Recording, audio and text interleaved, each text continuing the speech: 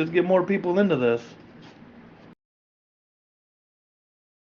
Yep, I know what you mean. I have three three antennas on top of my truck, so every now and again it'll attract either a radio operator who sees me and is like, "Huh," or somebody who is genuinely curious and starts asking questions, and I'll always stop and explain things to them because it's advancing the hobby, even if they're not in the hobby, they're learning something. So they ask, and I'll tell them what they want to know.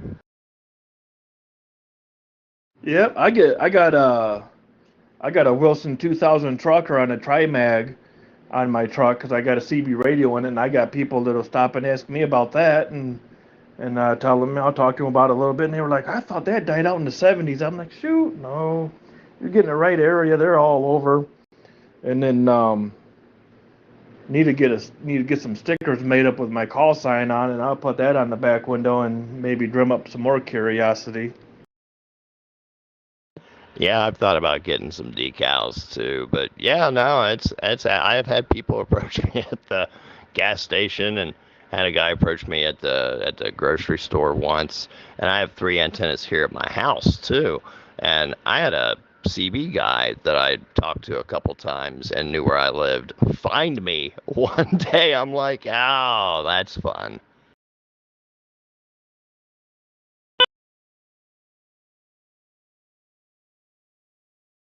I was out last weekend or so riding bicycles with my daughter through the neighborhood, and I seen a rather peculiar looking antenna that had a couple of coils at the base of it. And it's on a tripod in somebody's yard, and I'm studying and looking at it, and he comes out and we start to chat, and turns out he's a ham operator. Really super cool dude.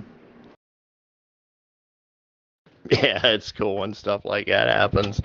Yeah, this guy showed up at my house one day, and we stood outside and talked for a while. I mean, I had talked to him before. I knew he wasn't going to come here and axe murder me or anything. But it's just interesting when people just show up at your house because they found your antennas. Well, it's going to be interesting in my neighborhood when I start putting up antennas. Um, I'm gonna get some weird looks, but I don't care. Come ask. Don't give me strange looks. Come ask questions. We'll talk. Maybe though something you're into or want to be interested in, or however.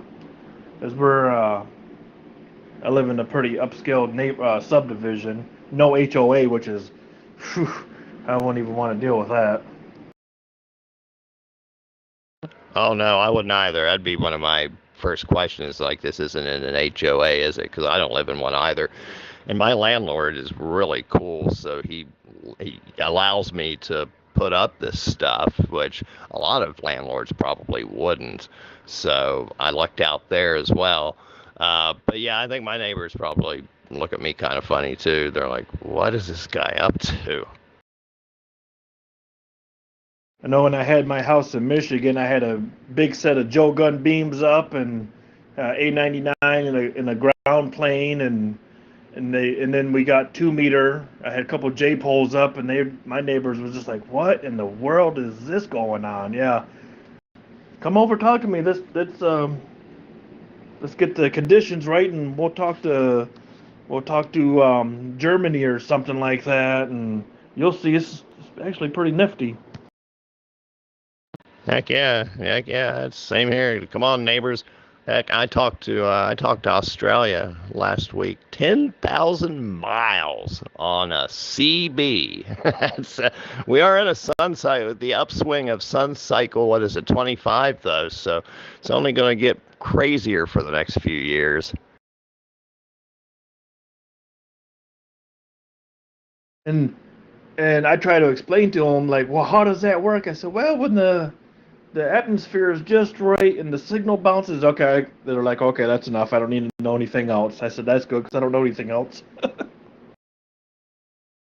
Oh, I know. As soon as you start explaining, as soon as the word like ionosphere or something like that comes up, eyes glaze over. I try to explain this stuff to my kids, and they're like, "Dad, no." My daughter's like, all I need to know what button do I push and how do I call for you? Right? I can't even get mine to talk on the radio. My son, I can get close, but my daughter is just like, yeah, you're crazy. Because she hears some of the stuff that some of the CB stuff, and she's like, those people are nuts, and I'm like, yeah, some of them are. Yes, yes, I am. I mean, yeah. Because he was wanting to know. Well, one of the other good things that really attracted me to it is the GMRS license will cover everybody in my house. So I mean, I get one license, and if I'm at work or whatever, and I'm on the app, and my daughter is at home, and there's an emergency, it's quick for her to holler at me this way than try to get a phone and call me and all that. So I explained to her, this is how it works. I'm going to have one set up here. It's always going to be on. This is what you do. Yep, exactly. Both my yeah, it covers the whole immediate family. I've tried to get my kids to help me test FARs on on this radio I have, but I just can't. I can't get them to talk on it. So I'm just like, well, shoot. Oh, my son's all about it because he's like, that's just a better version of my bubble pack walkie talkies. He goes, yeah, I'll talk to you. All right.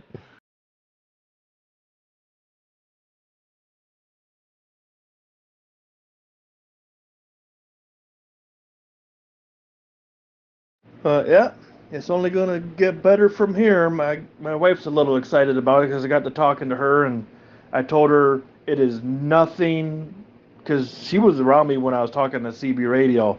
I said it is nothing like that mess. And I said because there's a lot more, there's a lot, there's it's, the etiquette is a lot better. Everybody's more like professional, and there's no profanity and none of that other gobbledygook. Oh yeah, exactly. There are times there are times when I just have to turn the CB down because I can't find a channel where somebody's not acting a fool or something, and I'm like, good lord. And for a while there, when the people that would talk on it were just like, they'd get mad at you and point their beams at you or whoever you were talking to, and then you got to try to fight to find a channel where you can talk and all that. And it's like, I'm not into all that drama garbage. So far, I'm quite happy with this platform. Yeah, no, this is pretty cool. Yeah, I'm enjoying it too. I had my GMRS license for a full year before I really did anything with it because, again, around here at least, there's not much of a hobbyist group. So I just kind of had it, and then found this stuff, and I'm like, ah, cool. I can actually utilize this thing now. I've had mine 2.5 weeks or so now, I think. I've been listening to a lot on the HTs, and then when I discovered this live, I listened to it for a few days, and then bingo, bingo. Yeah, Roger, Roger.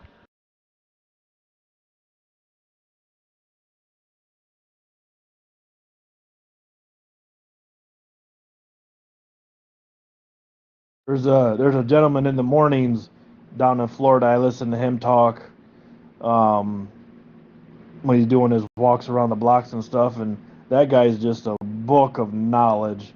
It is amazing, and I get lost in everything that he says. I just listen to him. I don't try to. That was before I got on this app. He is just a book of knowledge. He knows a tremendous amount. Yeah, I could listen to those sort of people all day too. It's just sort of stuff. It's just interesting to me. So yeah, I'm right there with you.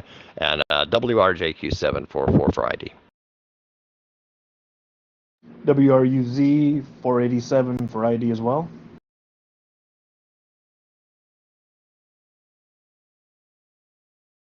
That's probably going to be my only hang up for a bit till I get used to is having to call out every once in a while, which is not a huge deal for me.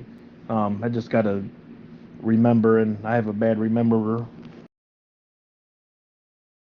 No, I do too. I'm lucky. I remembered that time. I happened to look at the clock and I was like, I think it's been 10 minutes. I think. Yeah. So might as well just better be safe than sorry. Well, I got whacked in the head with a hammer um, at a job that I had, so it kind of scrambled my brain a smidge. Yeah, I would imagine that would do it.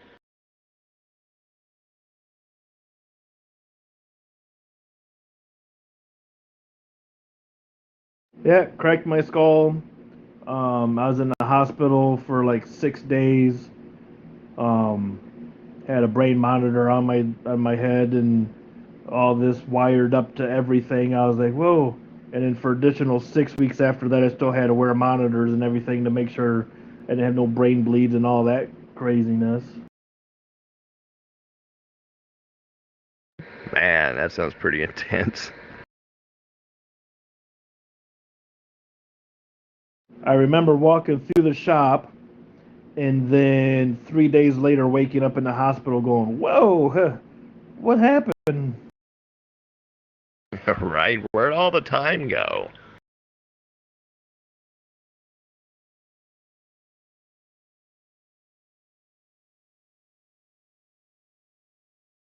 That famous question, do you know where you're at? No, not particularly. Thought I was at work. All right.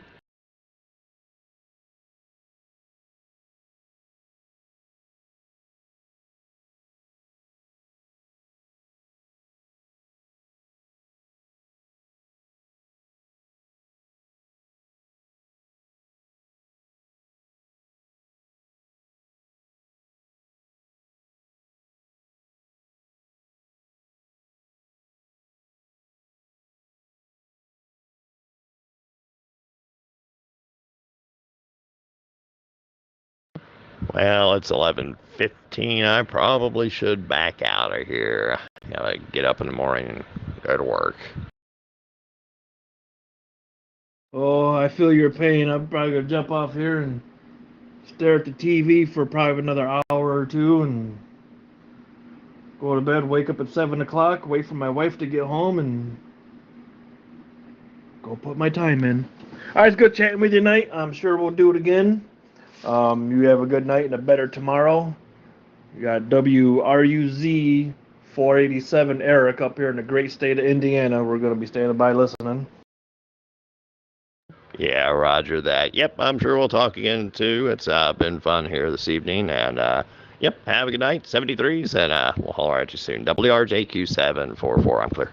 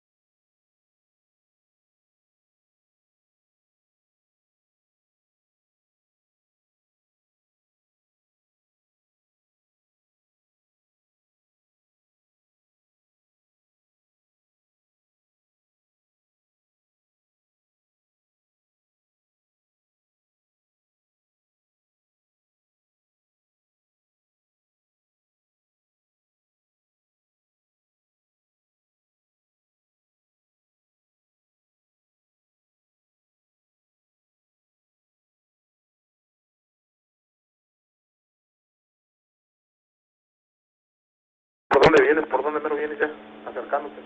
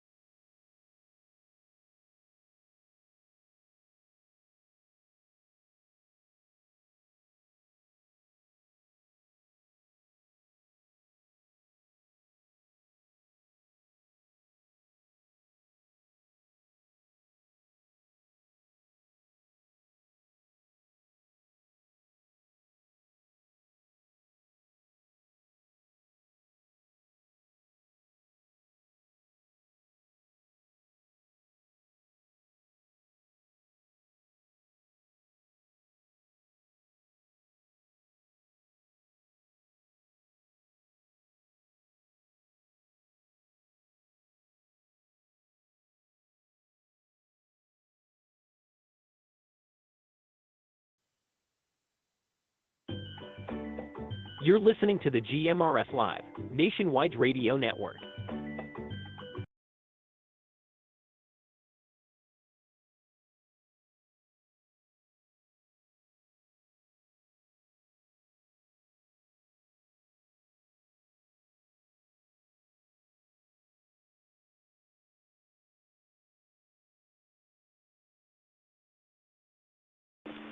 WRUI 655.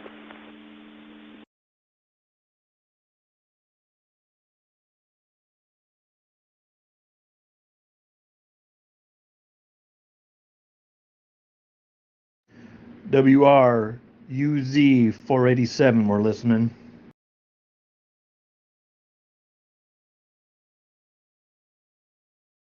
This is Mike here in Bakersfield in California. So where are you hiding at?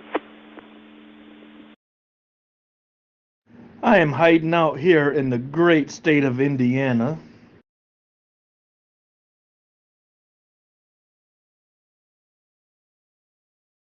Well, it sounds like you're up late for back there because it should be almost a little past midnight.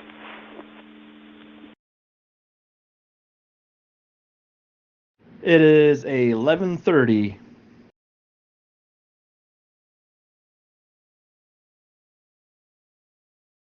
Oh, so you're not quite Eastern time because it's almost 8:30 here in California. I'm in the great city of Bakersfield, here in the Central Valley of California.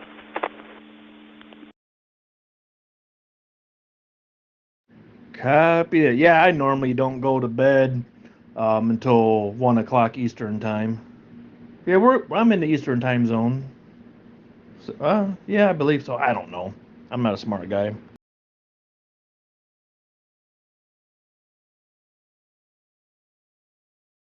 Time changes and stuff throw me off, and I thought California voted to stop changing times, but I guess they're still doing that here.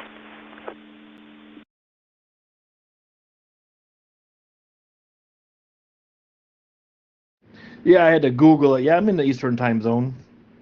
11:32 p.m. Eastern time.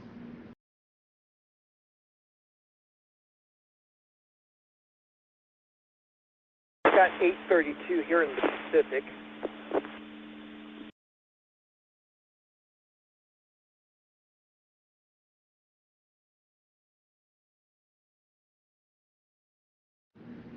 Surely like to have some of that warm weather because it's getting too chilly over here for me anymore.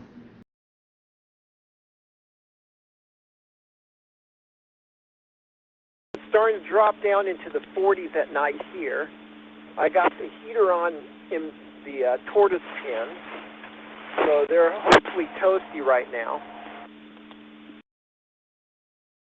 Yeah, it's 45 degrees now.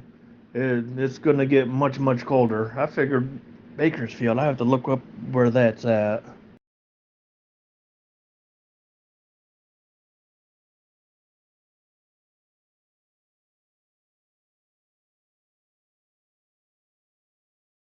I think the coldest I've ever seen it here was low 20s.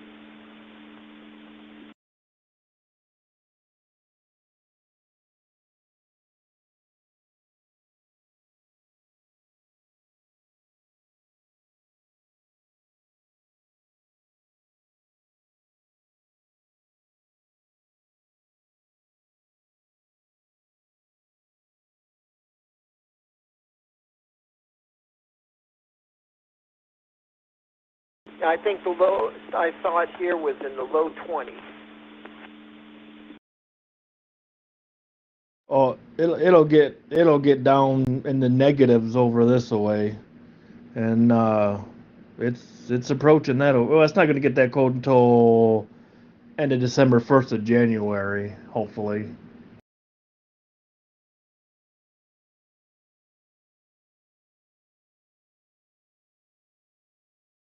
Our cold will come down off the mountains because I live on the west side of the Sierra Nevada mountain range. Oh, copy that. Yeah. Heck, we haven't even turned our heat on yet. I probably won't turn it on until mid-November. It's still during the day. It'll get to 73 in the house and stay. And then when I wake up in the morning, it'll be 68. I'm not about to turn my heat on if I can help it.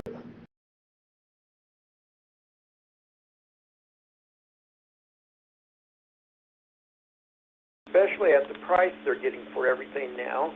And I live in an oil town. It's supposed to hit 50 tonight. Right now it's 65. Today's high was 74.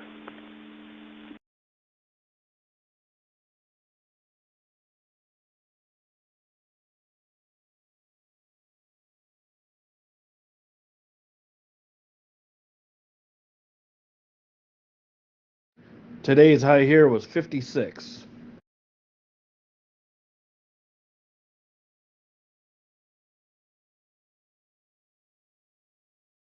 Yeah, for me that's starting to get down close to winter weather, which actually during the winter it'll get down into the high 40s. But I live at 300 feet above sea level also.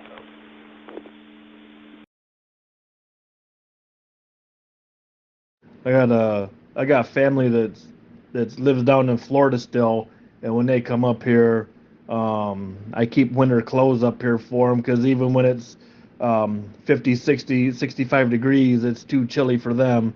I got a old steamer trunk full of their winter clothes when they come to visit.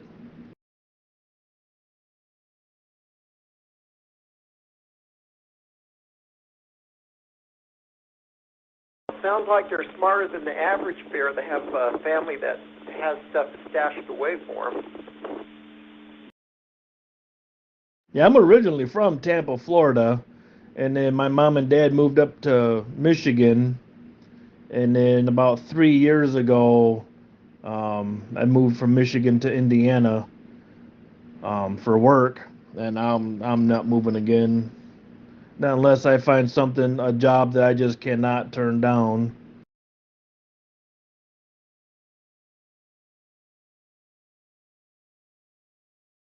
Well, right now, as it sits, I've had family that's lived in this within a 3 or 4 block radius where I am right now for about 100 years. My great-grandfather on my grandmother's side actually sharecropped cotton less than 1,000 yards from here. Now it's all houses and industrial. So we've been here about 100 years, and the house is in a trust under Prop 13, which means they can't quite raise taxes on it like they're doing everyone. Oh, nice. Nah, my family's from all over the country, and my great grandparents are right straight from Germany, and I got some family that's from Ireland. But yeah, my family's just spread all over the country right now, everywhere from Maine to California to Florida. No, but none of them live close by me, which I'm good with that.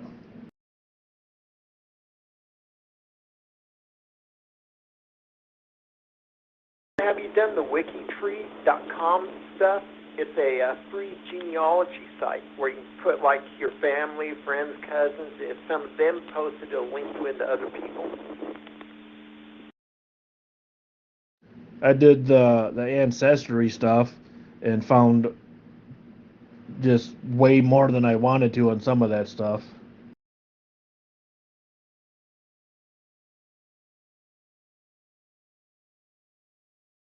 Actually, my family before moving here lived in the Arizona, New Mexico territories. And my cousins, there was their babysitter. Even just before, a week before he died, he was babysitting him, was a man named John Ringo.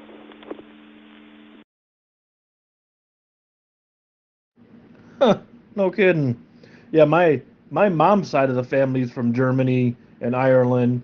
My dad's side of the family, I'm not exactly sure, but his second great grandfather, they were all born and raised in Flagstaff, Arizona.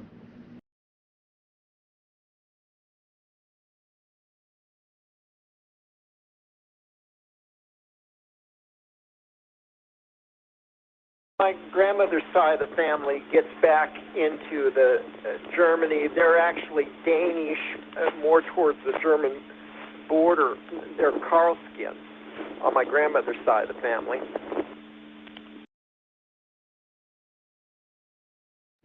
My wife, her mom's side of the family, they're from Ireland. Her dad's side of the family are from Poland. So that's a fun combination around holidays.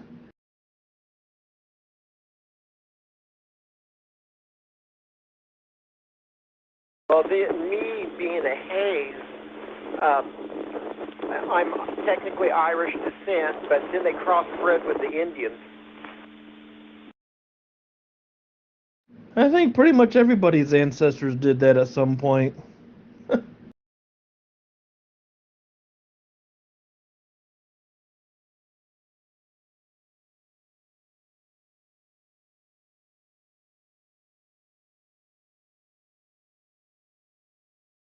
The most famous one so far is we're like a seventh or eighth cousin of Will Rogers on the Cherokee side. Oh, that's cool. Yeah, I've heard of that fella.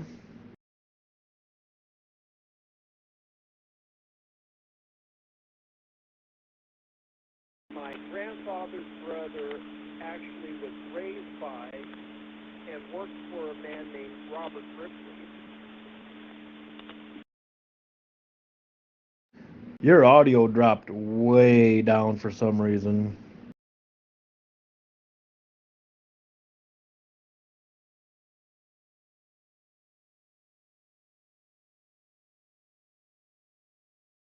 Let me see, does this sound a little bit better?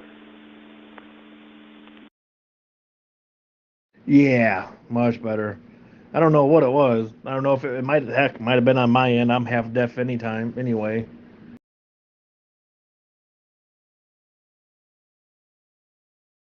This one's a HT where I was trying to use, a couple years ago, I picked up a couple cheap TYT 9800R, which is like a little 15-watt tri-band. Now you're speaking a foreign language because this this part of the radio scene is all brand new to me. I've talked on CB radio for 25 years, and just like within the last 3 weeks, I'm just now getting into GMRS.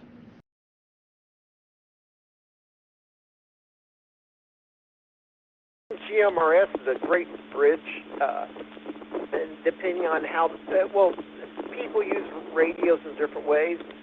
I remember the first CB I talked on was a 23 channel in my aunt's Vega, and she actually had to have a paper license. I found out California actually issued CB license plates. My very first radio was a 23 channel that had the crystals in it still, and then I don't even remember the brand of it. And then I had a Cobra 29, and then I've had a few export radios. Well, I can't say a few. I mean, over 100's more than a few, I guess.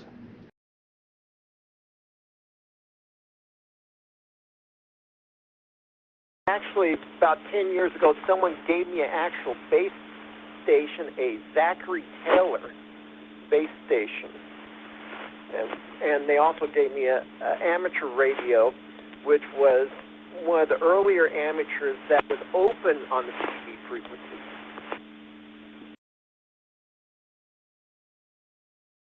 I've had my last. Well, I still have is I have one CB radio left that I have in my truck. And then before that, the last base radio that I had was a Galaxy Saturn Turbo that I had converted over to CB.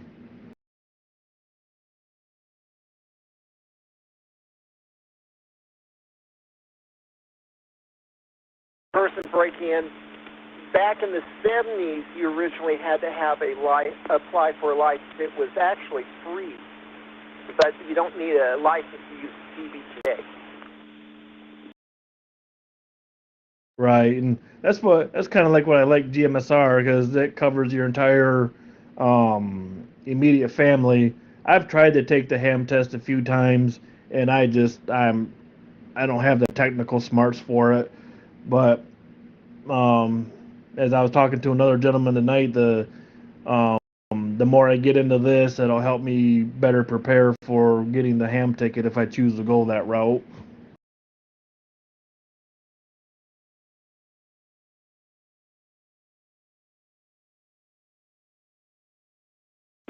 Roger that. I'm actually, my call sign on the ham is AG6MH. I'm what they consider extra, or the highest you can go on the amateur radio. Copy that.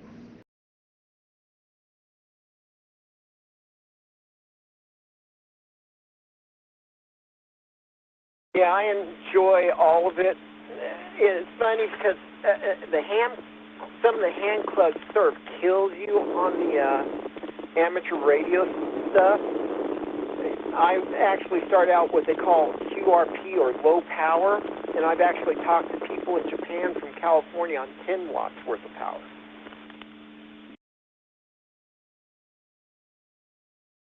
Yeah, I've done. I'm CB radio. I've talked all over the place. I had a set of Joe Gun beams, and I wouldn't say I had low power then because I kind of ran a run on the wild side and just do whatever I want more or less. But I've talked to people all over the place, and I like doing that.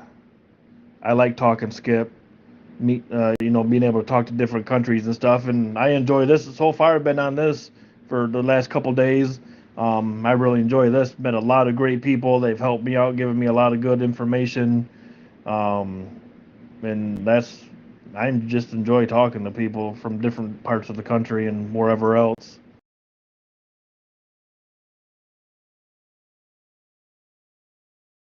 With these linked nodes and stuff on the amateur radio side, this reminds me of the IRLP system, which I can key in a code to a repeater and go to different nodes or groups of repeaters around the country and talk. And that system covers the world, and I've talked to people in Australia. I've got into the node in Antarctica. They have a research station. They actually have a node down there you can key into. And just the tech license with the handhelds now, you can do so much, it's unbelievable.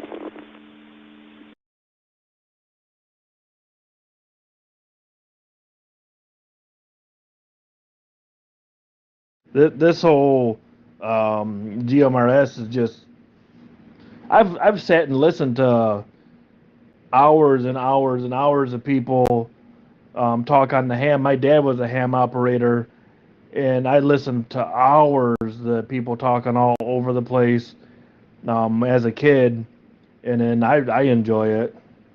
Um, I, and then I started watching YouTube videos again, and somehow Not a Rubicon come up, and then that's what kind of turned me on to the GMRS side of it.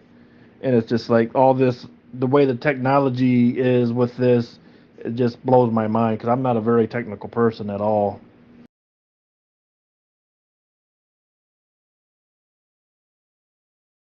As a ham person, GMRS is a good way to get someone's feet wet with the VHF range of bands. Then they can go to get their tech license, go UHF, VHF. Then after that, they can go general and extra and do their HF. But it's all progressive steps in my eyes. This is just a good starting point with the handhelds and stuff.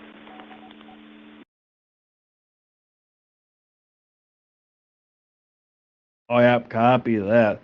Oh yeah, I'll see where it goes and um see what my wife. Well, not she doesn't really allow me to, but I don't want to get too distracted by everything because some things can be overly time consuming and stuff. She works third shift, so and my kids are in bed usually by 9:30. So I got my nights free.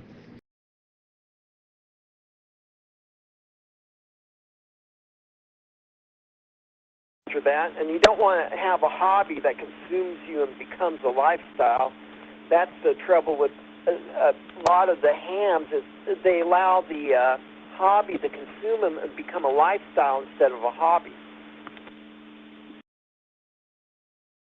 Oh yeah, I've met a lot on all spectrums of radio communications. I've met really good people on all platforms, and then some people that are just like snobs about everything that because they hold their, the highest ham ticket and they're, now there are a lot of smart people out there when it comes to this stuff. I'm not knocking that one bit, but it's just the way people, some of the people portray themselves about it.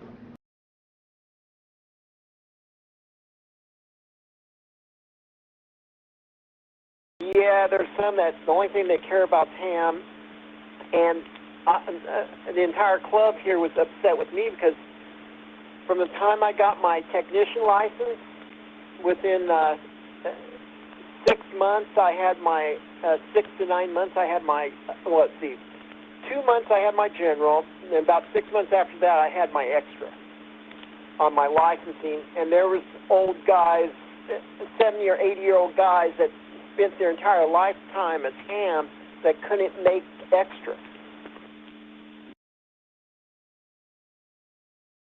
Well, that's nothing that you were doing. That's something they just didn't push themselves to achieve.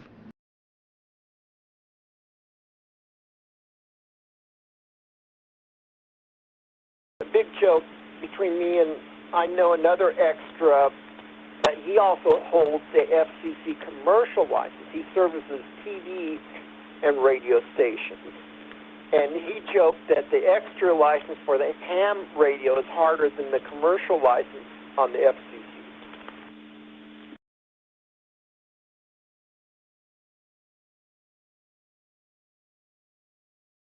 I took the tech test dry without doing any studying for the ham and passed it with a 60, and I don't know anything about anything when it comes to that stuff. So I imagine if I studied for a good bit that I'd be able to pass it.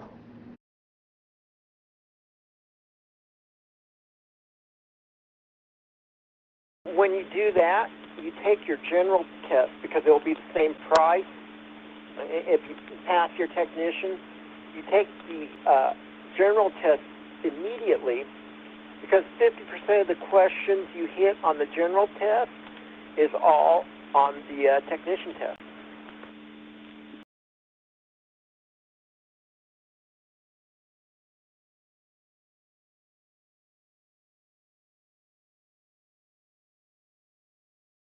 Yeah, that's good to know. I might study up on it over the winter um and see how it goes in the springtime. Maybe I'll jump on that. I don't know. It's just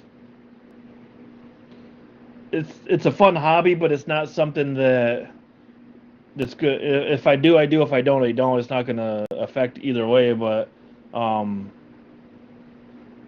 look into that. I probably will. I mean,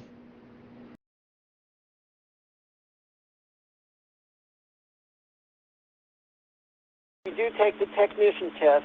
As soon as you finish the technician test, ask for the general test.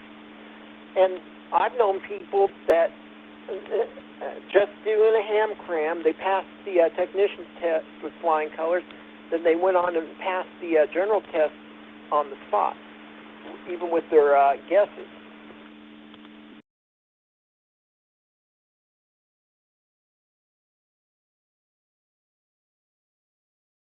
I've listened to a bunch of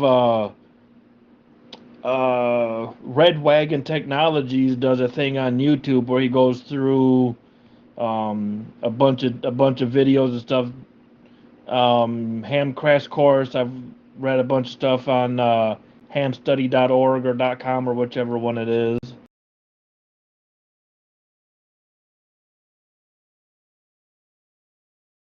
Also, free online tests you can take with the actual current questions, and you can actually go on, like, once they take the test and see how you come out till you start doing them all perfect every time, then you go down and take your test. But there's practice tests with all the same questions and stuff online that you can take till you can start passing all the practice tests. Yeah, that's the one where I did on hamstudy.com or something like that. And I got 60% just without reading anything.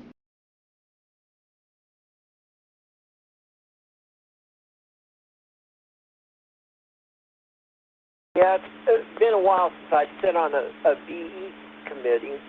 I also, another reason I went for the extra was the church was doing the BE testing, so I decided I wanted to become a BE. So the only one that can test all the levels in a amateur radio is as a BE is an extra. So if you're a general in the BE, you can only test for a technician. But if you want to be able to test to the same level or below, you have to be extra.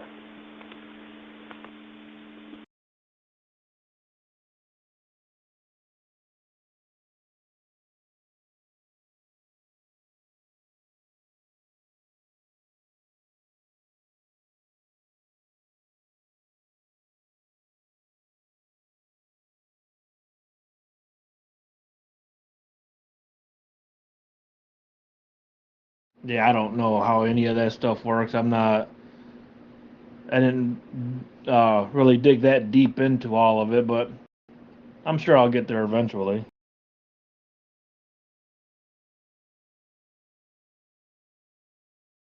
I have a bad habit of jumping into stuff all feet. It's like I was spoiled with model trains as a kid. Well, my last train engine in HO scale ended up costing me almost $600 just for a general HO scale engine. Well, that's kind of how I am with radios. Guys say, well, start out with something inexpensive, and if you find out there's something that you really like, then buy the next higher up. No, I'd rather just jump in all the way, and if I'm going to buy a good radio to get into the hobby, I'm going to buy a good radio. That way I'm not spending thousands and thousands and thousands to work my way up.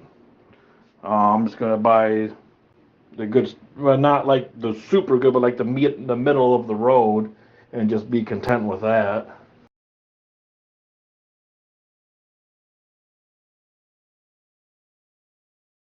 Handhelds, I went for the cheap ones. My first handheld, I bought the expensive one on that. I bought a Yaesu FT60R, which I think is one of the best handhelds made for the amateur radio. It does 100 megahertz up to 900. You can listen to, but it transmits on 2 meter and 70 centimeter, and GMRS is 70 centimeter. Well, I got a couple of UV5Rs, and I listen to everything to help. Just by listening a lot for me is where I learn the best. And then because like I was telling another couple other guys tonight, a radio that works good in your area might not work so good here, depending upon all the terrain and everything. And same with antennas and things of the sort.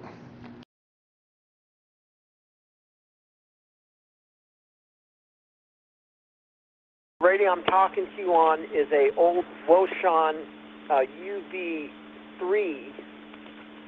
D, I think it is what I'm using. I have 3 of those.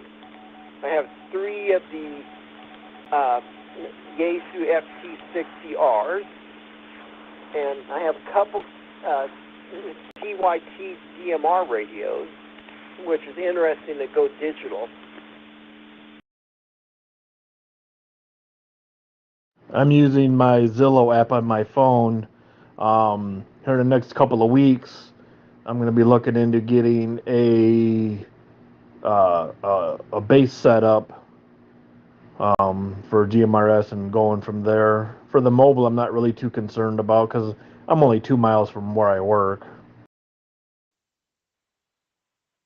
It's the top of the hour. This is the Zello Nice link thing on about your GMRF GMRS Live, life is nationwide. you can always hand radios to your kids and keep in touch with your kids with the radios over cell phones. Yep, and they are, and my daughter already knows how to use the radio because when we had the CBs back up in Michigan, she talked to me on them. Some of the guys that kind of give me grief about it, but it's like, well, whatever. And then, like I said, it's good because the GMRS license covers everybody in the house.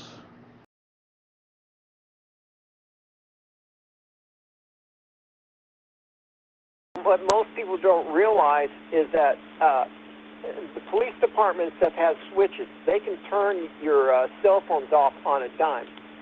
Like if they get a bomb threat, they'll shut down all the cell phones within a 10 or 15 mile area of that threat.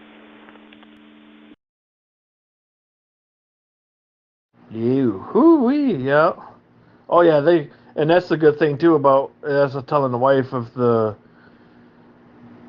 stuff ever hits the fan and we got some radios, we can communicate through the radios because cell phones won't be operational.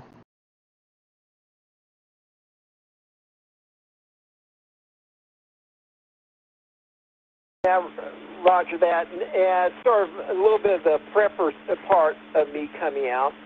There's also, like I'm into some of the privacy stuff, and there's actually a guy, he's an amateur radio guy, but he is into the computers, and he does stuff on the privacy with the cell phones, and his big thing is to get cell phones that have data-only SIMs in them and do voice over IP so you can't be tracked. They can't track your actual phone call. They can still track the phone.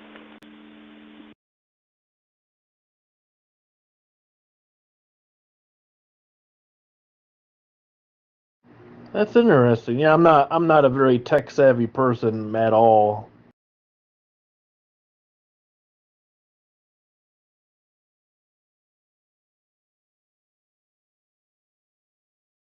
My first computer was 1984. I had a Commodore 64, so yeah, I'm not a tech person, but I know enough to be dangerous.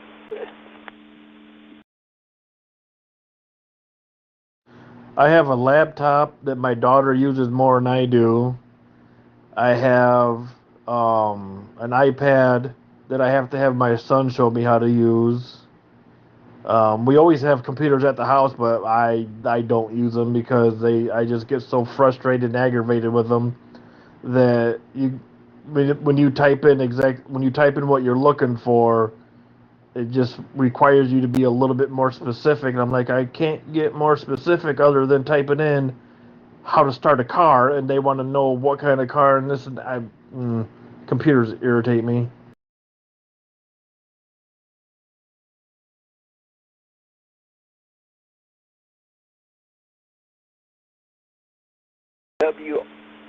WRUI 655 for ID. WRUZ 487ID.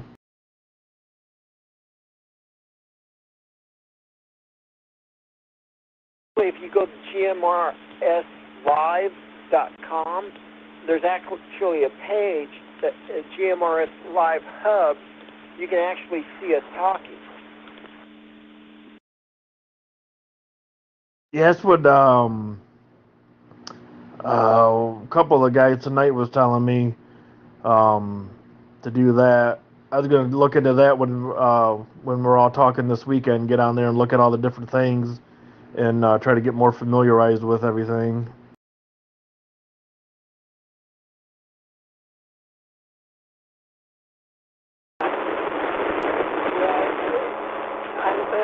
I'm living in California. The biggest thing that's happening now, I'm lucky we have a GMRS repeater here, but the state is actually going through and clearing all the amateur radio repeaters out.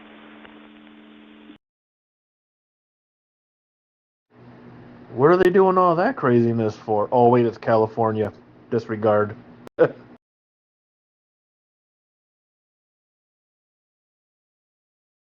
drawback is if they do it in California, the rest of the country usually follows suit, like on the smog crap. But they're going through all the state land and the federal land here. They're terminating the leases and stuff, and a lot of the repeaters are actually at sites where they have repeaters for the police and fire departments.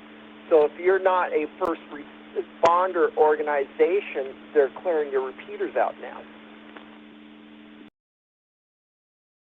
Oh, that's just flat out crazy. I don't understand why they just can't leave people alone, let them live their lives.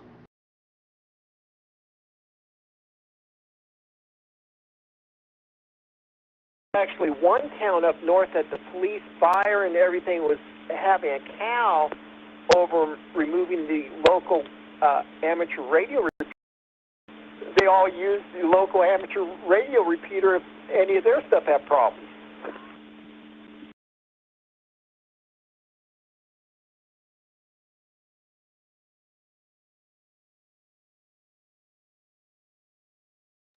It's like they're getting rid of every single aspect of people to be able to communicate in times of chaos and turmoil.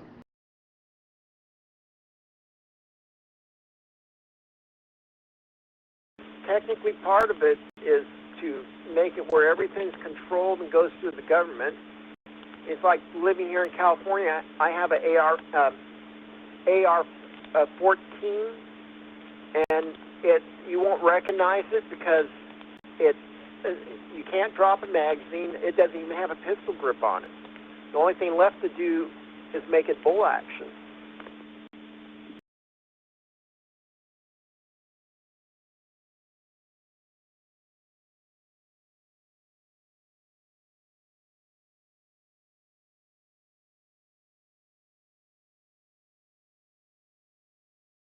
And it's funny you say that.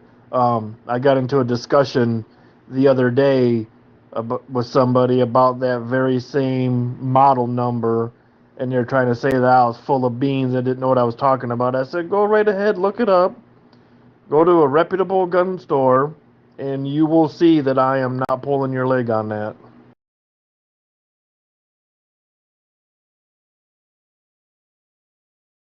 My drawback is I'm a lever gun boy.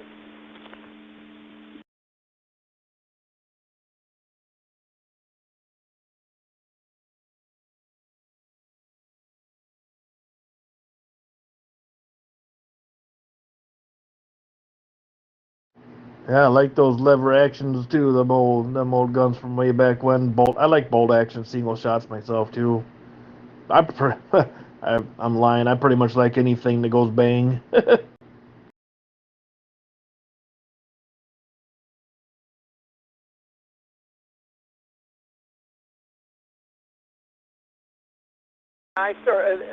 My fun one is my Kel-Tec.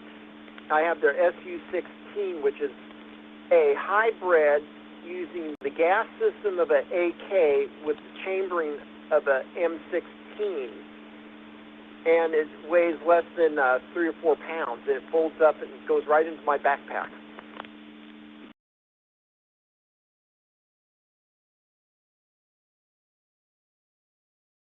I don't have a favorite one at the moment.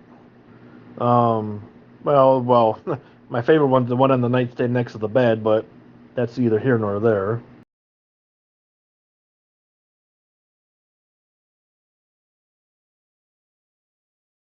I'm also one of those few people that actually has a CCW in California. So in order to hold the CCW, next year I have to requalify. Every gun I have on my permit, I have to qualify with at least, I think it's 30 shots each. YZP.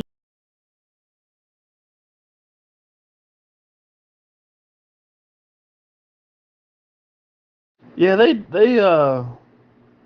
do things a little different out that way, but Indiana does things a little different than Michigan, where I'm from, and each state just has their own weird way of doing things. I don't get it.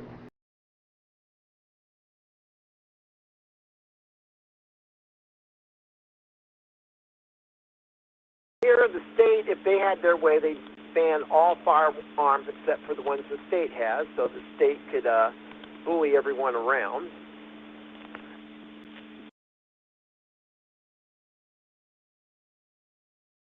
And usually whatever happens out in California, they push on the rest of the country. Well, between California and New York, some things they do in New York and then they try to push off, and sometimes it works and sometimes it don't.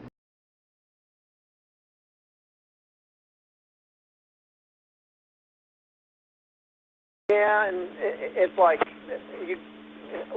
I have a California CCW, supposed to be recognized by all the police agencies and stuff, but you do not carry a CCW in the Bay Area or into LA County because they'll arrest you even though it's a state CCW.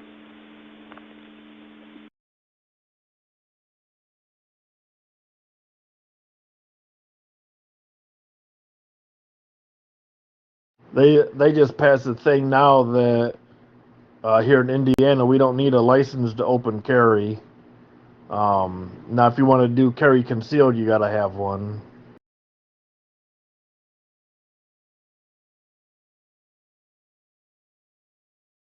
I have no problem with that, but California, it's illegal to open carry. You go to jail and get a felony for open carry.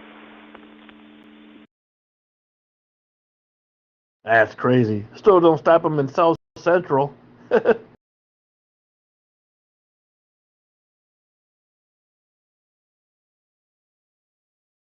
down to LA, all the gang members will open carry, and they don't care because the cops aren't going to bust them. Yeah, I think the cops here are all bought and paid for by the drug cartels. No, you don't say.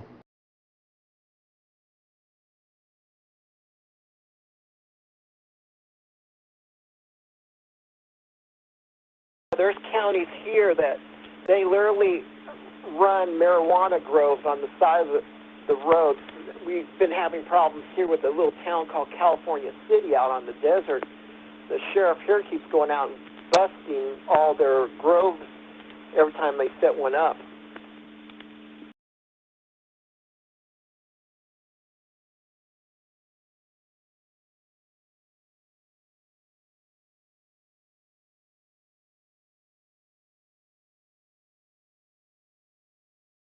They made it legal in all the states around us.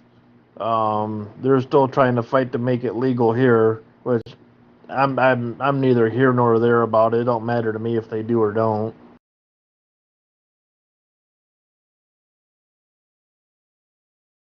We've already had a half dozen people this year alone killed in traffic accidents by people stoned on marijuana and driving, and they don't know they're actually driving.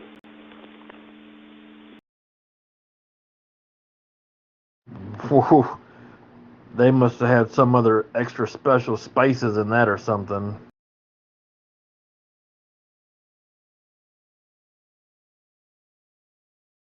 And the biggest places that get robbed here are marijuana clinic and smoke shops are the main targets for, they don't even bother with the liquor stores anymore because there's no money in the liquor stores. They're all at the marijuana clinics.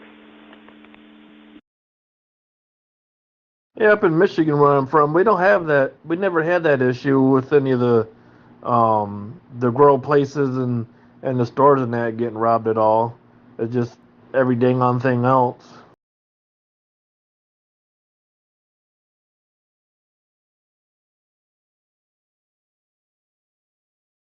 And there's actually there's marijuana stores almost on every corner here in Bakersfield. This is actually known as one of the toughest cities. If you smoke marijuana, they will bust you on the street here.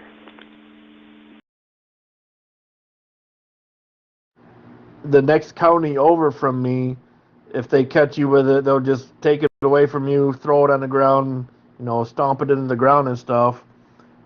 This county, they will hammer you for it. They're pretty strict on everything. We have one of the highest eviction rates around for Indiana. It's ridiculous. Everything's getting stupid these days.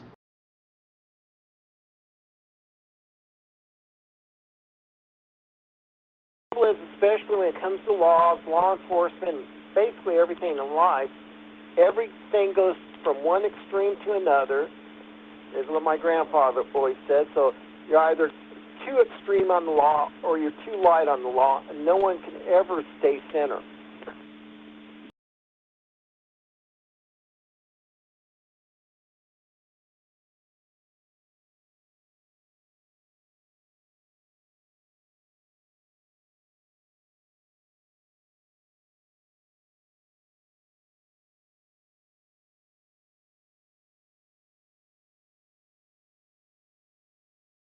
Yeah, it's just silly. It's pure silliness all across the board anymore.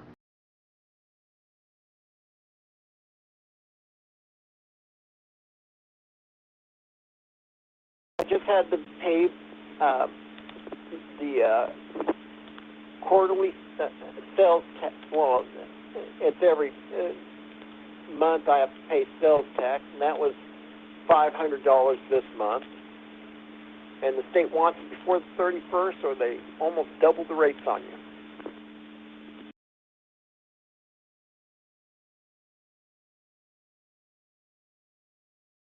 One of the things that attracted us down here to Indiana was the car insurance rates and stuff like that were like less than a third of what they are in Michigan. I was paying almost $500 a month for one vehicle, and down here I have three for auto insurance. I don't pay $140 a month for them.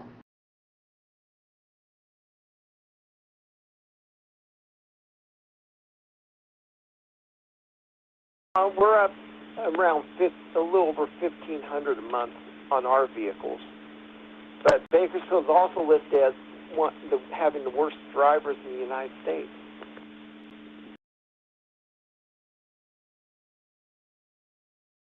I could not even imagine. I mean, the housing here in Indiana is a little bit higher than what it was in Michigan, but the pay rate reflects that.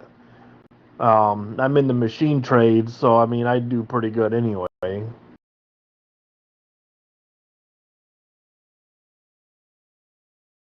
My grandparents' house, a house that size, if you wanted to rent it today, cost $4,500 a month.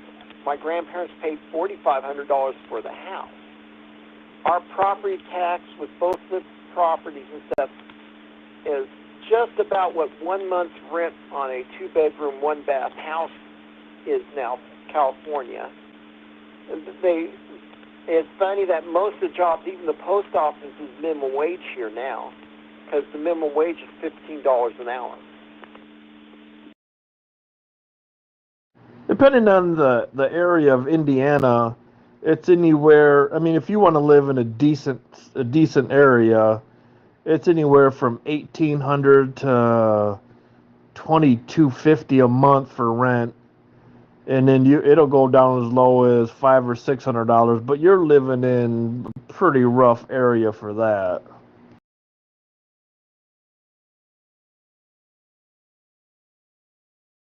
That, like a cheap apartment here now is like $800 for a slum in this town, and we're in one of the cheapest communities to live in California.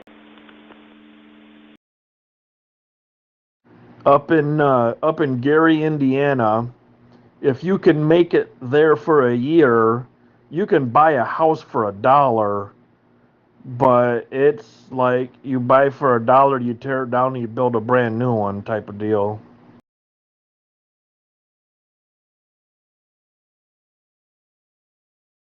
Yeah, I've heard about those, but the thing is what kind of work is there there anymore? It's like even the work here is going away because California is banning oil production. Well, that's of the three main industries for Kern County: oil, ag, and aerospace. The oil was one of the biggest taxpayers here.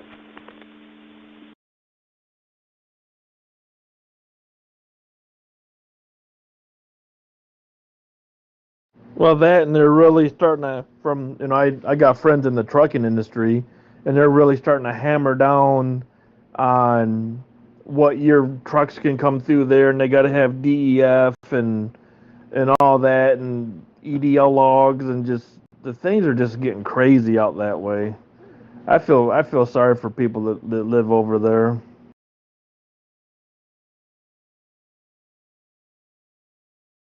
We're still letting my 98 F350 pass smog, and it's a 7.3 Power Stroke diesel. And luckily it's one of the earlier ones, so I don't have to have juice or anything on it. You're lucky.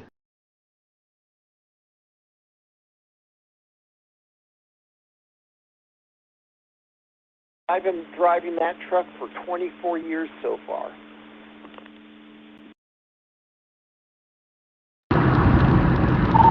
Whiskey Romeo Oscar November 853. Good evening, gentlemen.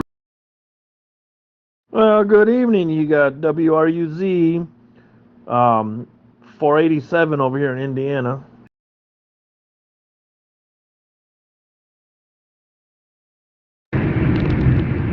You got Whiskey Romeo Oscar November 853. The great state of Texas, North Texas.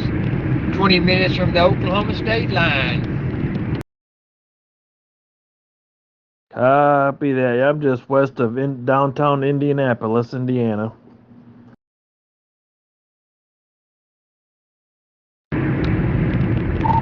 Roger that. Roger that. I'm over here talking on Zello, driving home from work, and watching the sky. I'm seeing a couple of lightning strikes to my west, so that's probably them storms going into Oklahoma, over there into Oklahoma. Yeah, so, yeah, I just wanted to pop in and say hello. Didn't mean to cut in on y'all queue, so. No, you're quite all right. I'm always up for talking to anybody and everybody who wants to get in and join the conversation. I'm not picky about anything like that of the such.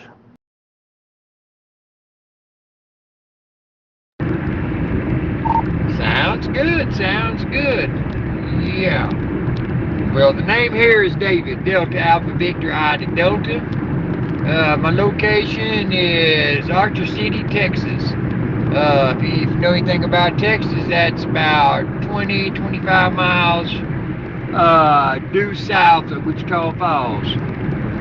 Yeah, that looks like it. That was ground to ground there. Jesus. Damn, I might need to go back over there. Only thing I know about Texas is it gets hot, and I will never drive through Dallas-Fort Worth again. That traffic there is horrendous.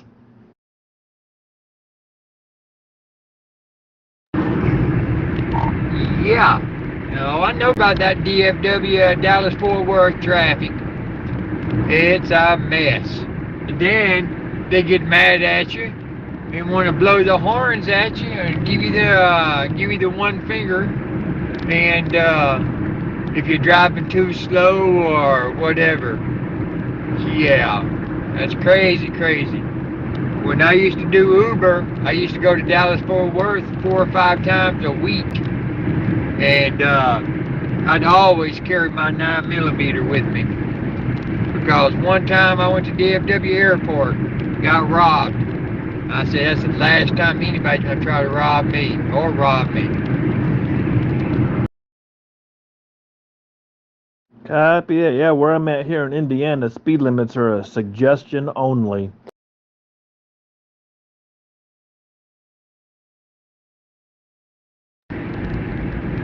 Dang it. I might have to move to Indiana. If I moved down to Indiana, I'd have to move down there in Muncie, Indiana.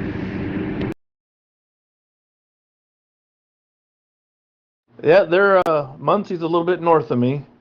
I'm just west of Indianapolis.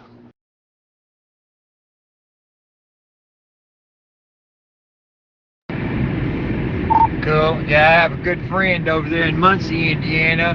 I forgot his call sign, but yeah, he runs a lot of 2 meter and 10 meters on his system. Yeah. So, yeah. Woo, that was nice. That was nice looking. Jesus.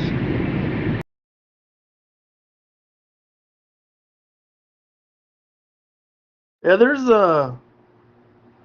just from what I can gather, there's quite a few people around the whole entire state of Indiana. It's just everybody's so spread out from each other, 45 minutes to an hour or so away.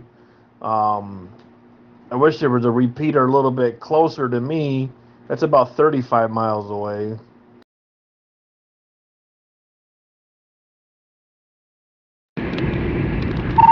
Yeah, that's my problem. Here in North Texas, Wichita Falls area, we do not have not one GMRS repeater. Closest one I can hit if I'm in the area is the Dallas-Fort Worth, the ones in DFW, the hubs and the nodes, and or go 52 miles north and go to Lawton, Oklahoma, where I can get on a couple of repeaters up there, or just go to OKC and hit a bunch of them repeaters that I got access to.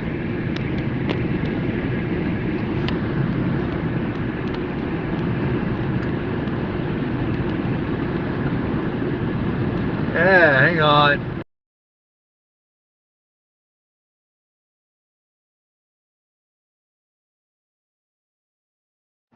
I'm not exactly sure right off the top of my head without getting on the GMSR map for the repeaters, but there's quite a few, and I know there's more than 20 repeaters in Indiana.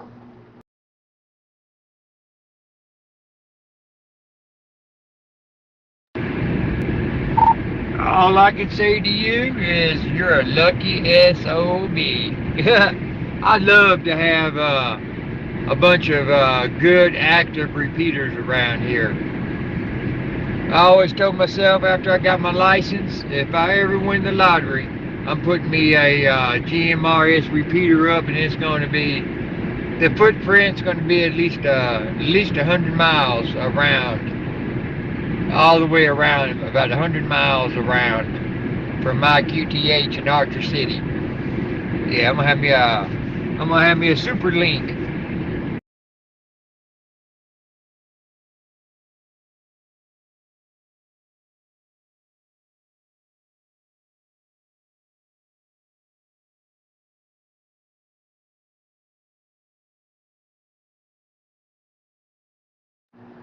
I'm just learning about all this GMRS stuff, and I have access to.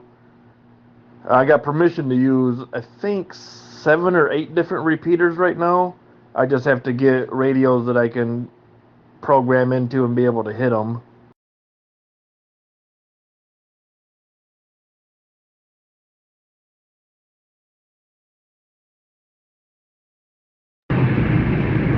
Yeah, copy that. That's always good. Yeah, I got access to the Lawton repeater. I have access to the OKC repeater, which I never get up to OKC no more.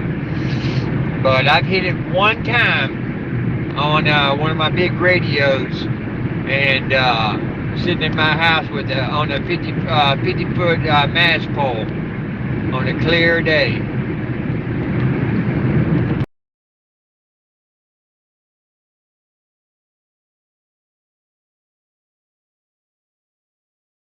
Yeah, there's another fella that was talking. He's out in Bakersfield. He has a hard time getting some repeaters. They're trying to knock them all out there in California. The good old government.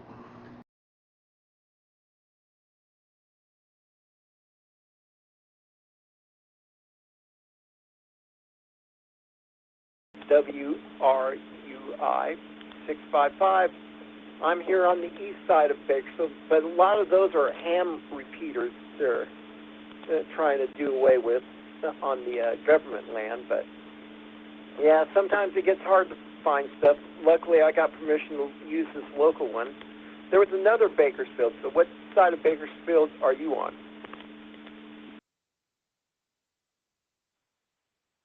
Wednesdays on the 411 Hub, make sure you check in with Wind Down Wednesday, 7 p.m. Central, 8 Eastern. A Roadkill Network production.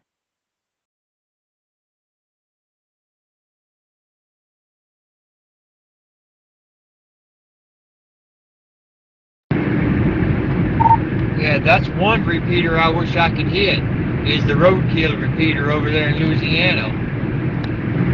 If I was in my hometown, I probably could hit it. But, yeah, that's one that I'd like to hit, is the Roadkill.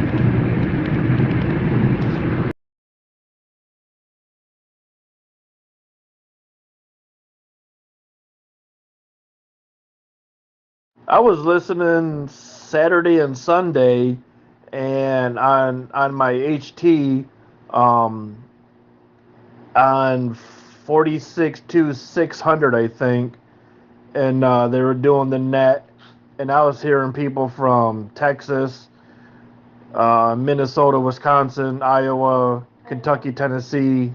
I don't think Kentucky. Ohio, and a couple guys here in Indiana.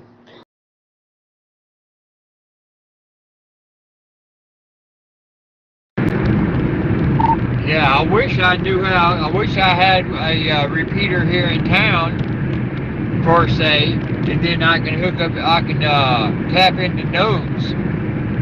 That's what I would love to do, is hit some nodes, sitting in my house, then like hit the Indianapolis node. Yeah, that'd be nice. What they need to come up with is, let's see, what is that called for ham operators? They have a certain Echo Link. I wish they'd make an Echo Link for GMRS. That'd be sweet if they make a Echo Link for GMRS. Looks like that storm that's following me looks like it's parallel with me.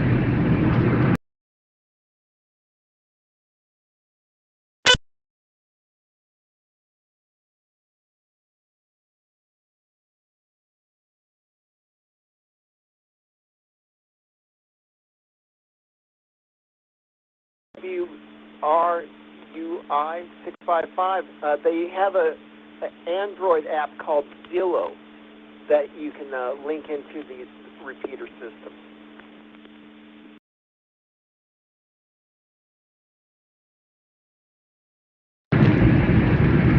What was the name of that app again? Or can you post it in the room?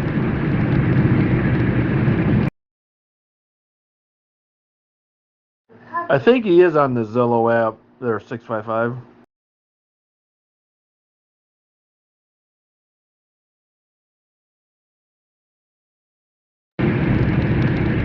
Yeah, sorry, I'm driving and watching the storm and talking on Zillow. Yeah, I have Zillow. I thought there was something else out there that I can patch in nodes.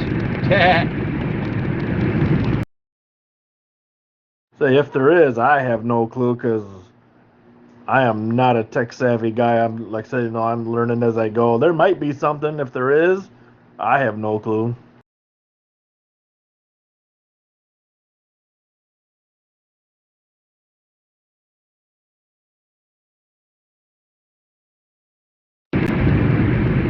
That's why I carry my Zillow.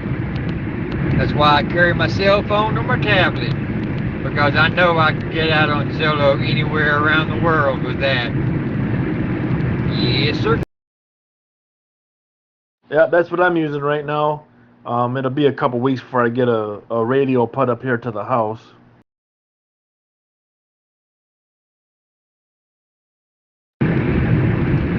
Yeah, I mean, I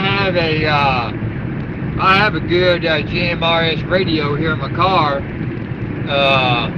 But like I said, I don't hear nothing on it except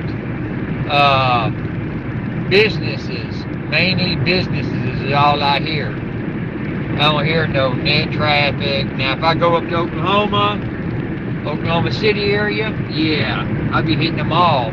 But down here, no. It's dead. Thank God for Zillow. Whiskey Romeo Oscar November 853 for station ID.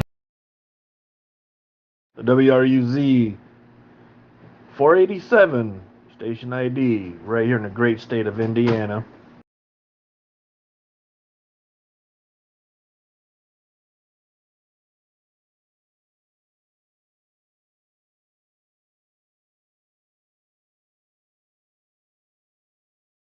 I know talking to some guys tonight, I had a educational information overload because of all the stuff they were telling me, and it's just like, wow, my brain hurts.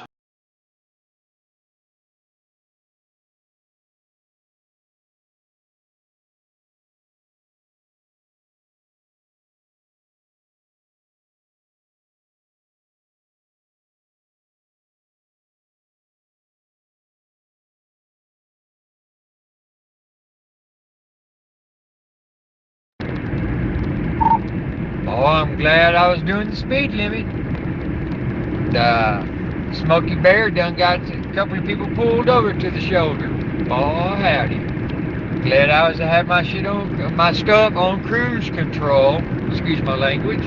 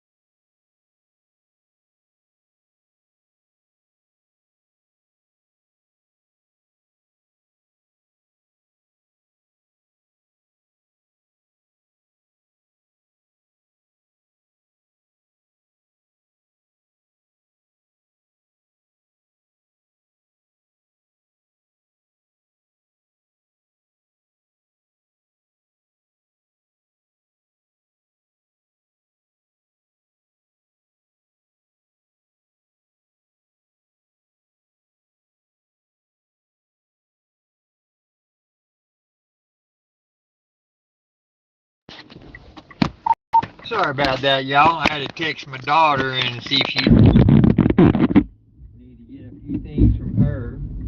So, yeah, it's always good to talk on KMRS here on Zillow. Yes, sir. Meet a lot of nice folks.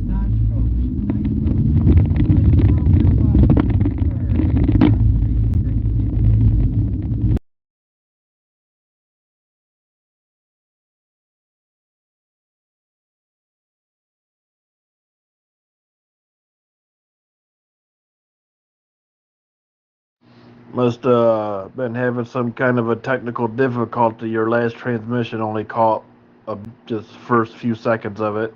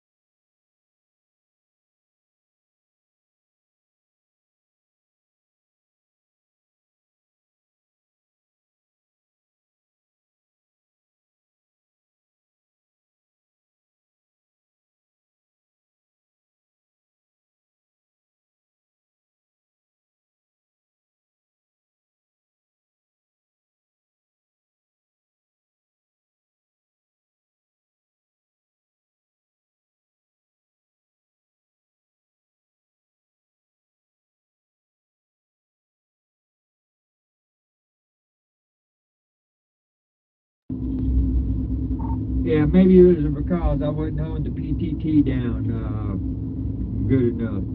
But I done got that fixed. So, yep, almost home. Had to stop at the store, give me another pack of cigarettes, and 3 blocks to the east, I'm home. Copy that. Now I'm just laying here staring at the ceiling fan go round and round.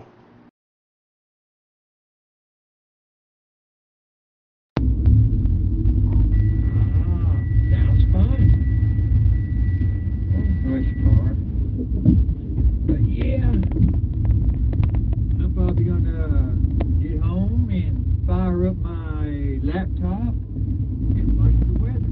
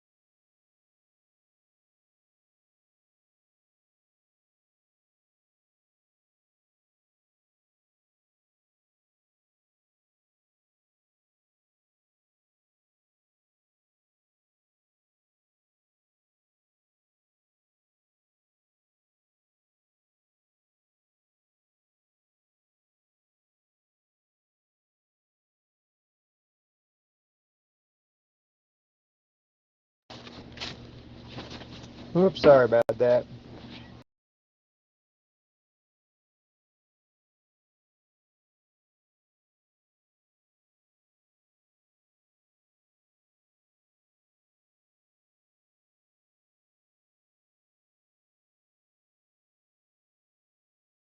WRUI 655.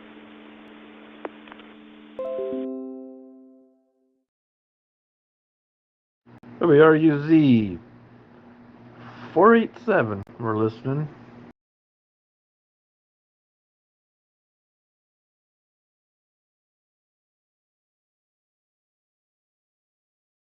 Go ahead.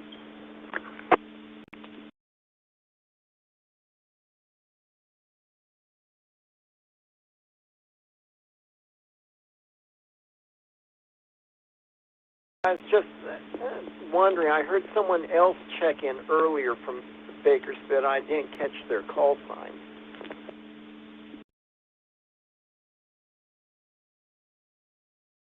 I must have missed that. I know that fella I was talking to out of Texas there. I didn't hear nobody else from California.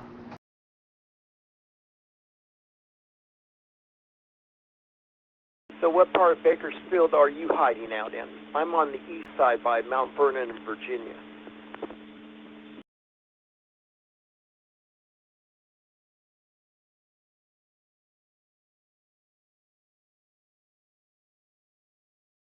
By Mink Avenue and News Time, close to the wall. Whiskey Romeo Oscar November 853 made it home. Copy that.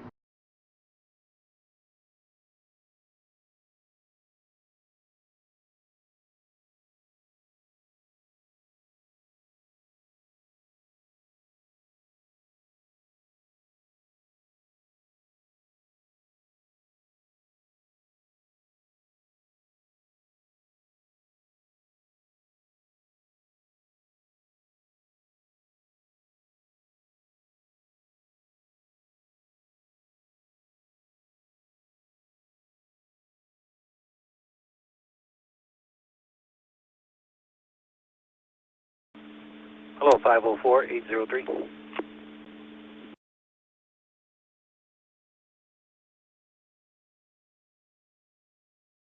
This is 504, how you doing, 803?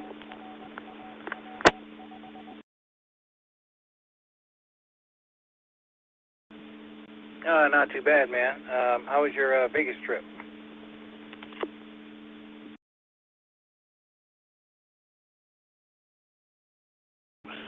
Very good. Pretty much good. Right now I'm a little bit sick from my ear right now.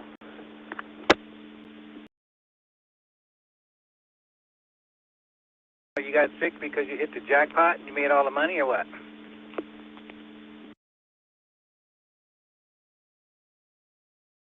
Wish that would happen, but it didn't happen.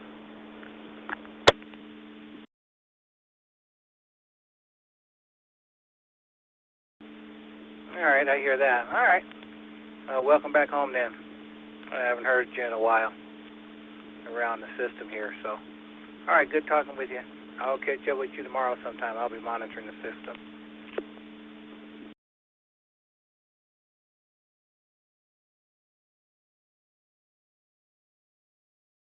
All right. Talk to you tomorrow. WUK 504 on the side.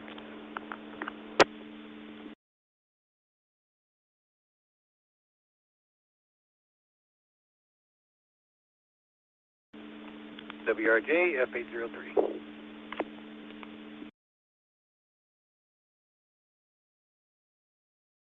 WRUI 655.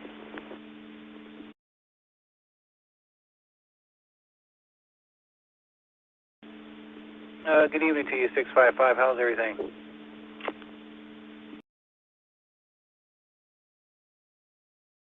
As I keep saying, I'm still alive here on the east side. Yeah, sometimes it's hard to believe my family's lived over here for about 100 years.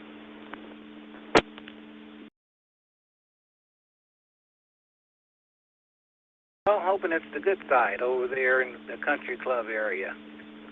up there off of Flint Ridge and those other good named streets there, up there in the corner there in the country club area.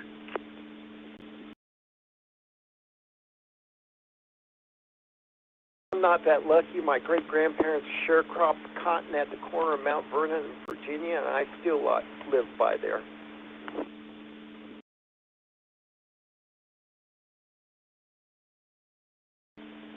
Oh yeah, you're right there. You're in the deep part of the east side there. So, well, I'm sure everyone knows who you are. You've been there long enough the way it sounds.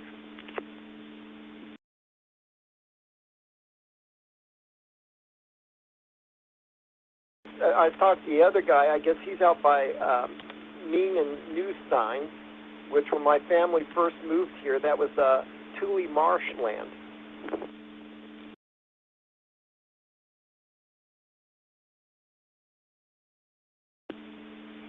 Yeah, I've heard of that term before. I remember hearing that word. Yeah, no, Bakersfield have grown quite a bit. I've been here practically all my life, so I've watched it push to the west quite a bit.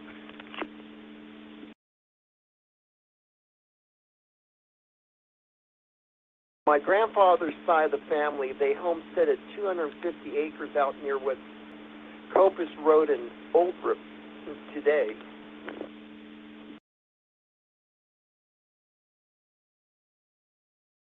Oh, okay, yeah, I'm familiar with that area. Out there, Copus Road. Wow. Old River. Yeah.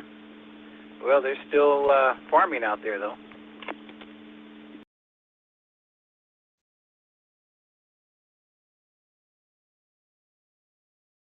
My family first homesteaded here. There was a big lake that you'd have to row a boat 3 miles across just to get to the north shore to start walking towards Bakersfield. I think Lake Kern was equivalent to 2 times the size of Lake Tahoe today.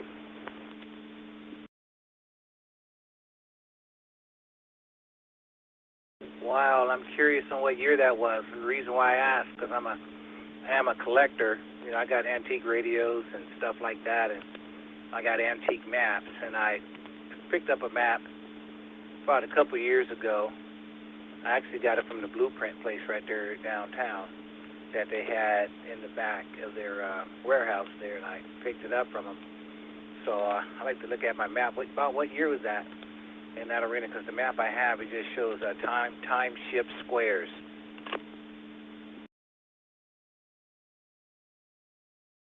You got an old township map.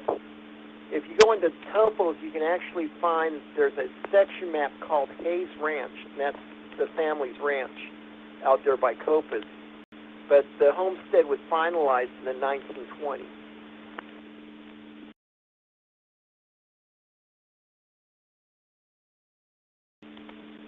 Oh, yeah, man. No, that's some good stuff. That's good information right there. From people that's not very familiar with Bakersfield, but yeah, I know exactly what you're talking about.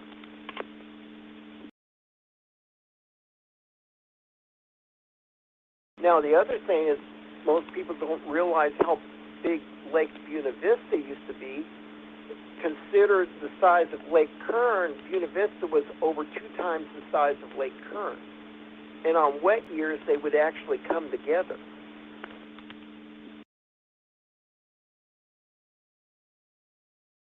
It kind of reminds me of like where I live. I live in the south end, more towards Panama Lane by the Walmart there. And I was told years ago from Arbin, Arbin, I guess where my house is was like a lake bed.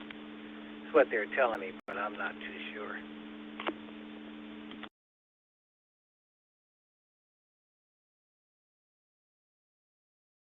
You got to think most of what they consider southwest Bakersfield was actually what they called Thule marshland.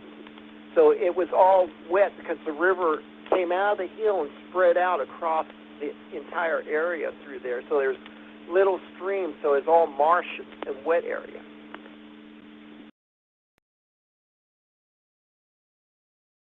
You think that's why they created the Frant Canal, you think? To keep the water moving from the east to the west?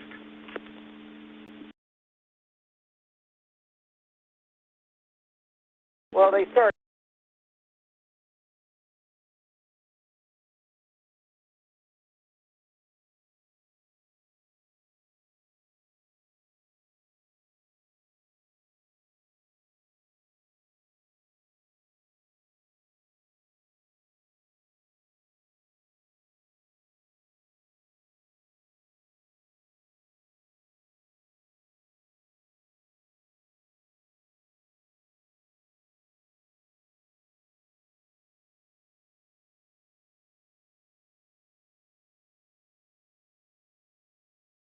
Oh wow, yeah, man, that's some good information there that you got in your head. That's good to share.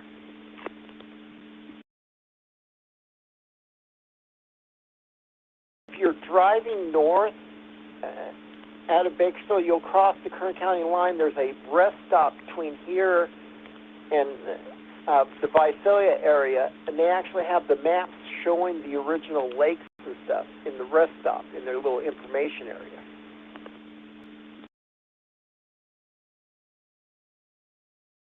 That's cool. Like I said, that's something I like to have. Like I said, I got quite a few old maps and stuff of the world and Bakersfield, Kern County from years ago and stuff like that. And when I was a kid, me and my dad used to work for a truck driving family, the Moroso brothers. I don't know if you're familiar with that family.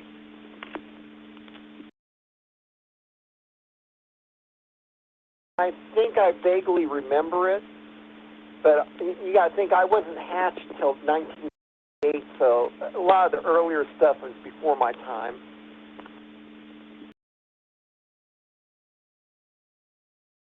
Moroso brothers were out there. They were out. There was nothing out there. It was just all farmland, but they just had a nice trailer out there, and they had all their rigs out there. And if I remember correctly, they were out towards, it was like towards Panama Lane and New Stein, out there in that area. But before as you cross the 99, you just look out, and you can just see their outfit out there, And the guy's name was, I know the dad was named Joe, John and Joe Moroso, and I grew up with their son. And I'm 59, so 63, my year. So, yeah, but I remember a lot of that stuff. But like you say, you know as well as I know that everything really took off to the west.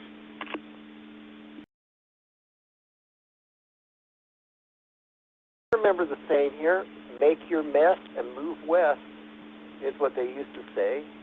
And I think that's true. I actually know some of the Ghilarducci's and stuff out in Buttonwillow and stuff. But yeah, there's tons of old families around here with decent memories.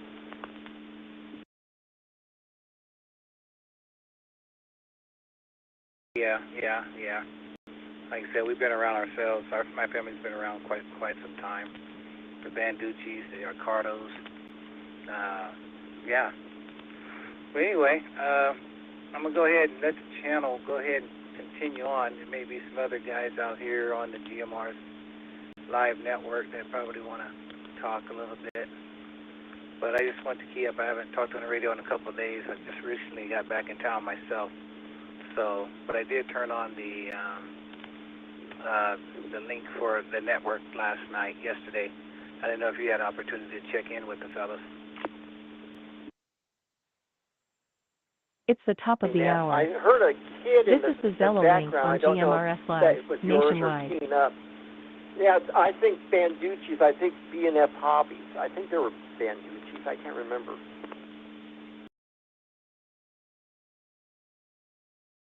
No, unless that one guy inside the squelch. No, all my kids are grown and gone. I'm glad of that. So, yeah. But anyway, the name is Bruce here. I didn't get to catch yours, but I'm sure I'll talk with you again here soon.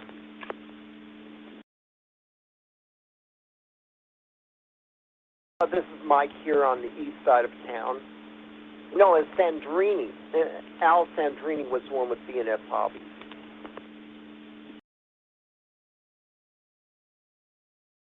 Remember the Sandrinis? Yeah. It's a nice family there also.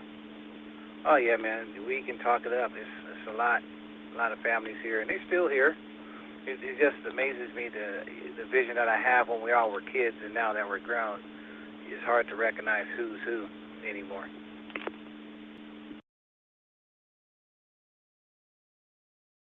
Was also one of the last classes to ever use the shooting range at East High. But that's another piece of bygone history from this area.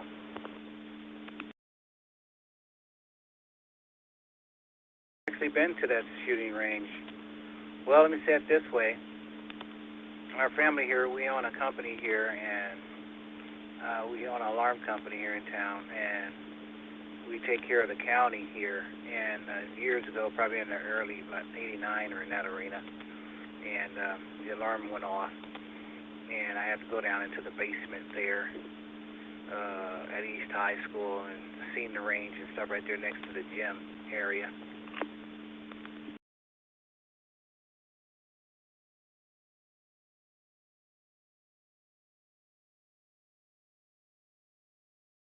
For that, the other scary thing is how interrelated half the families in this county is, because my great aunt's nephew is Don Youngblood.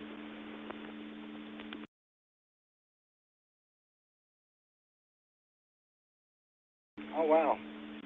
Yeah, you'd be surprised. You got to be real careful who you're dating too sometimes.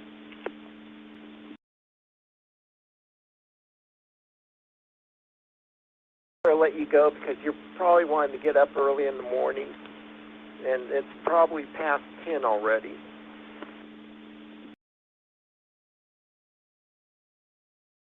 Pretty close. I know a lot of the guys here, they hang out and they stay up 2 o'clock in the morning because I can look at my screen here and I can kind of see the activity, like who's keying up and stuff. You know, if we're talking, I can see the quick keys and stuff like that. And I don't know if you have the status page. It's a good handy tool to kind of look and see what's going on while you're talking and stuff too. So, but anyway, it's good talking with you. I'm sure I may talk with you tomorrow. This is WRJ F803, Bruce in Bakersfield.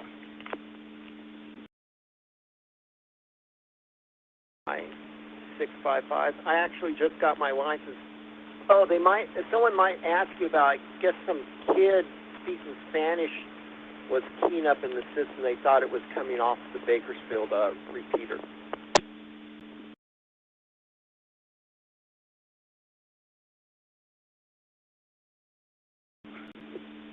Yeah, we just have to keep an eye on it. If I'm not connected to the GMR's live, it's okay. But when we're connected, it's not allowed. So I'm sure we have moderators out here, so I'm sure they kind of let them know that it's not allowed. And but that's something we're working on here in Bakersfield. Chris has set up another node for Spanish channel as well. That we're in Bakersfield. They're trying to work on a repeater here for that. So, but we're just kind of monitoring it, and hopefully we don't get kicked off.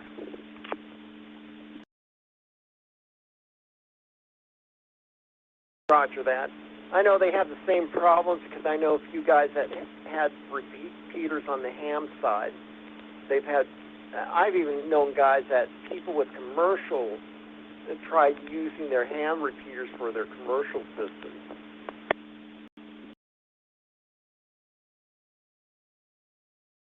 Yeah. No, I actually took my ham repeater down and converted it over to the GMRs. That's why I have what we have now.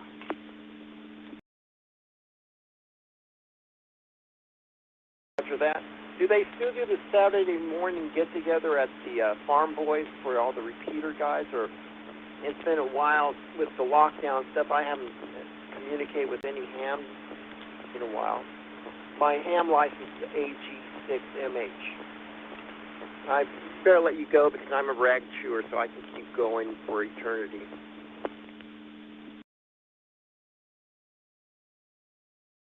Go one more round. So basically, yeah, N6SMU, you know, N6SMU, he moved to Texas, and so he sold his, or gave his repeater to, his 2 repeaters to a couple of guys here in town, and I was monitoring it just a while ago on my way home. And yes, they still have those breakfasts at the Farmer Brothers.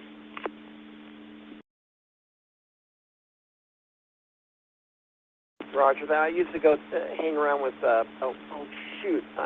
Ted a lot.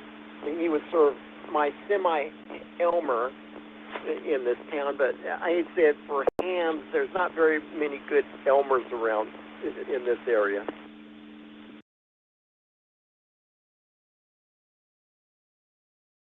That's why I took my turn. You know, it's a lot of 440 repeaters, a lot of 2-meter repeaters, and I knew the GMR. We used to have quite a few GMR repeaters, but everything kind of took a turn. So that's why I chose to go ahead and get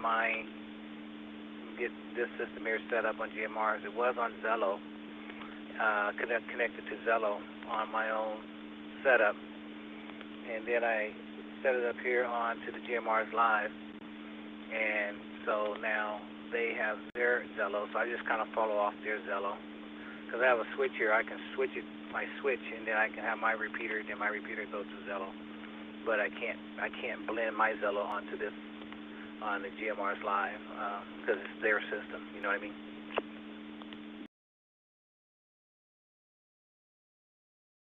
Roger that. Well, thank you for the repeater. It's been a big help. I'm learning a lot on the GMRS. But thank you and have a good night. This is WRUI 655, going back to listening.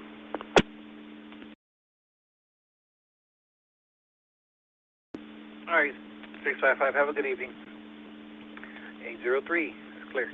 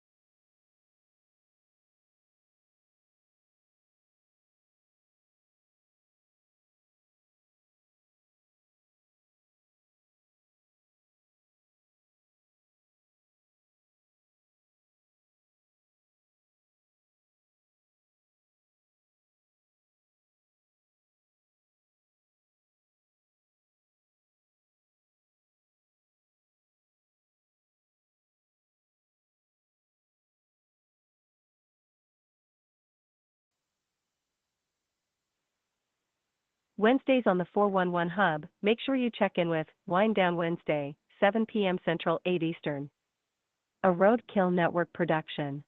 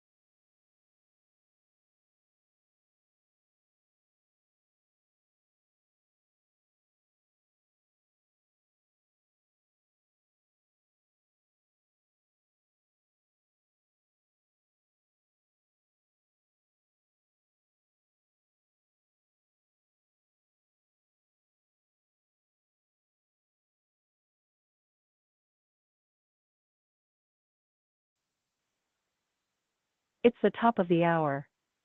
This is the Zello link on GMRS Live, nationwide.